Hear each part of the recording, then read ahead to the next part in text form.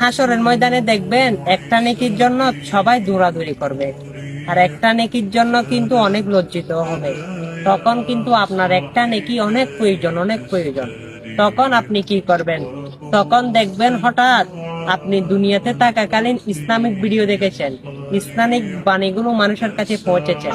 তখন দুনিয়াতে থাকাকালীন যখন ও মানুষটি আপনার ইসলামিক ভিডিওটা দেখলো, তখন ওই একটা নেকি দুনিয়া থেকে আপনার আমলনামায় চলে গেল। সেই আমলনামায় একটা আমলের দ্বারাই আপনি কিন্তু জান্নাত পেয়ে যেতে পারেন। অবশ্যই দুনিয়া থাকাকালীন রসুলের হাদিসগুলো মানুষের কাছে পৌঁছান, শুদ্ধভাবে অবশ্যই নিজেও চলাফেরা করুন, ইসলামিক শরীয়ত মোতাবেক চলুন, আর হাদিসগুলো বাণীগুলো আল্লাহর বাণীগুলো সবার কাছে পৌঁছান, সেই জান্নাত আপনারও নসিব হবে। আর অবশ্যই আমি মুসলমান ভাই হিসাবে আমি আপনাকে এটা বললাম, আপনি চাইলে এটা অন্যের কাছে শেয়ার করতে পারেন। গান বাজনা প্রতিদিন অনেক বাজে ভিডিও শেয়ার করছেন, কষ্ট করে হলেও আঙ্গুলে